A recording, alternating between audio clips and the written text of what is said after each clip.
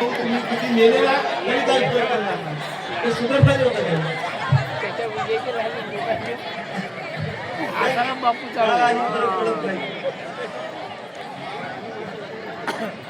तरी लोक खूप बोलले. जरा 15 मिनिटं सुद्धा बोला जरा सर.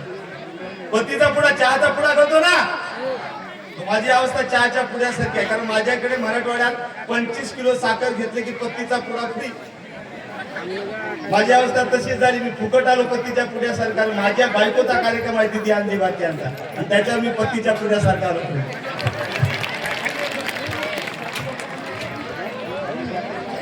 दादासाहेब बसलो स्टूलवर. त्यांनी तांब्यात पाणी आणल्याबरोबर मी तांब्याकडे बघितलं. मला कळलं की तांब्याच्या बुडाला घाण लागलेली आहे.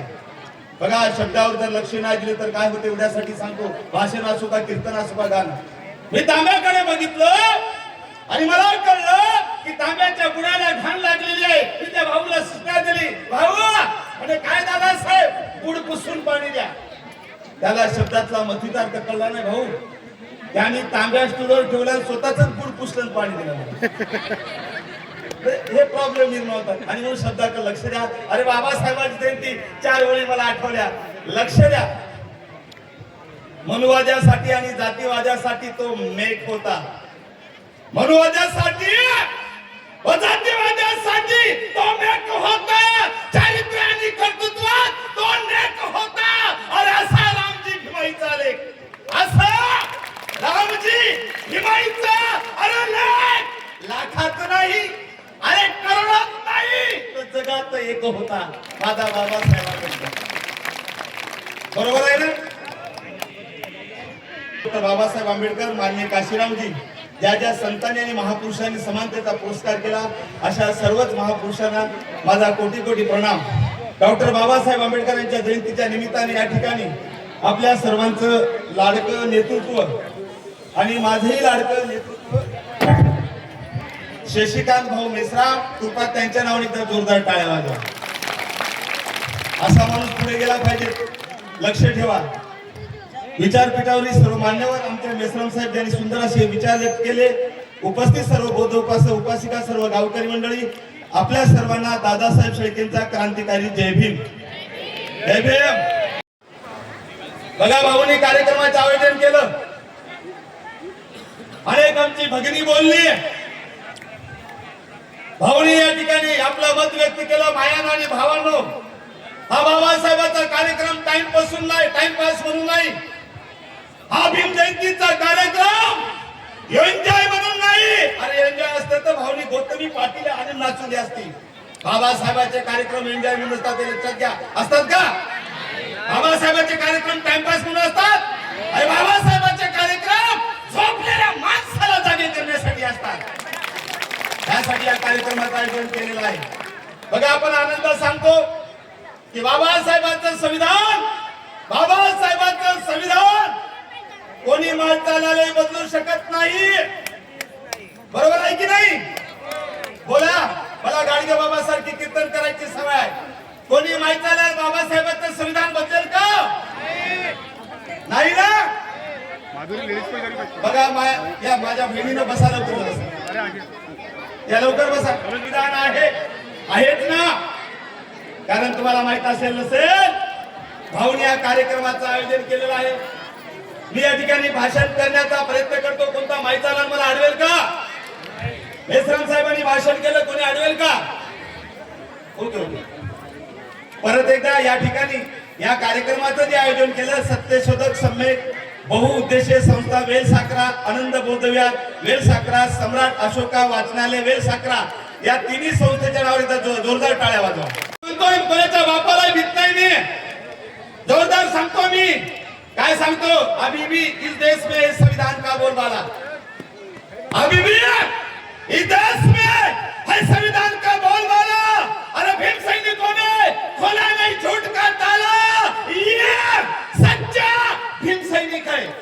ये सच्चा भीम सैनिक है. अरे संविधान के वास्ते कटेगा मगर झुकेगा नहीं साला. काय बोलतो की छाती पाडून? बायकाईत असे नमुने म्हणतात. बाबासाहेबांचं संविधान आहे, कोण हात हात लावते.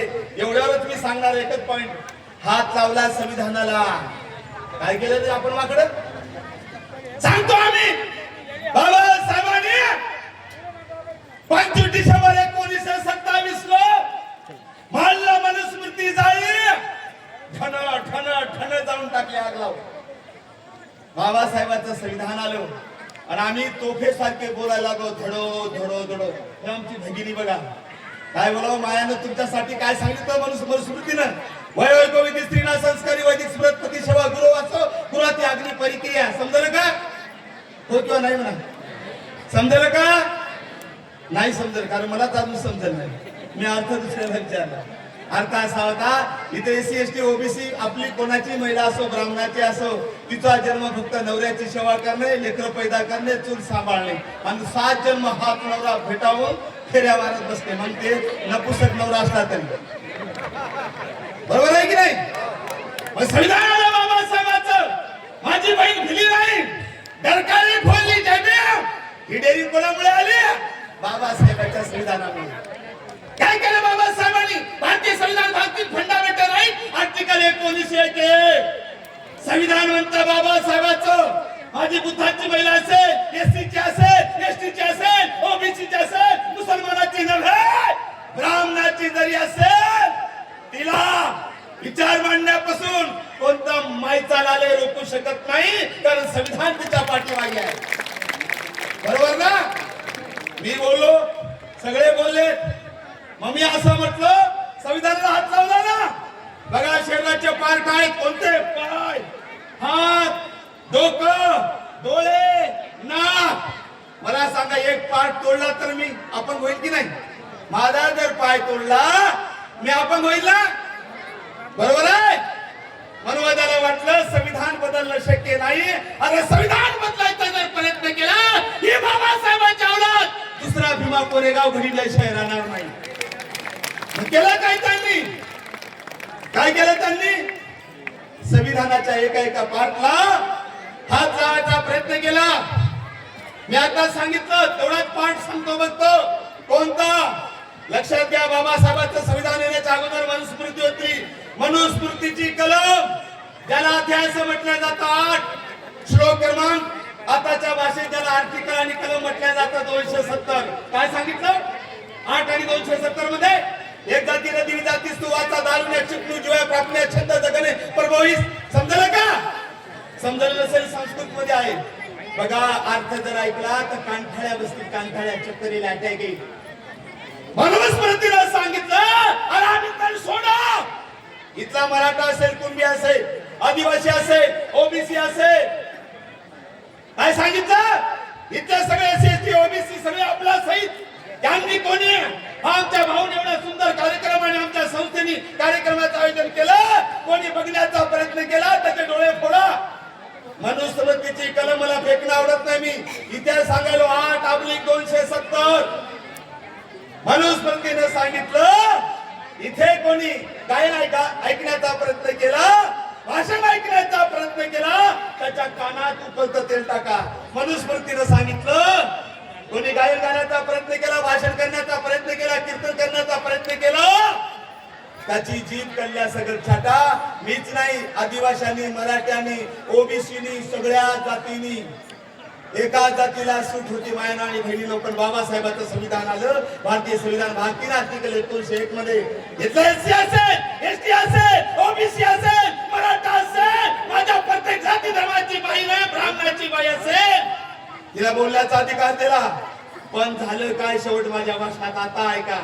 आम्ही फक्त नाचण्यात गुण. जे जे बाबासाहेबांनी सांगितलं त्याच्या विरोधात करण्याचं काम केलं. 17/8/1952 ला सिद्धार्थ कॉलेज मुंबईला बाबासाहेब म्हणतात मी नाही.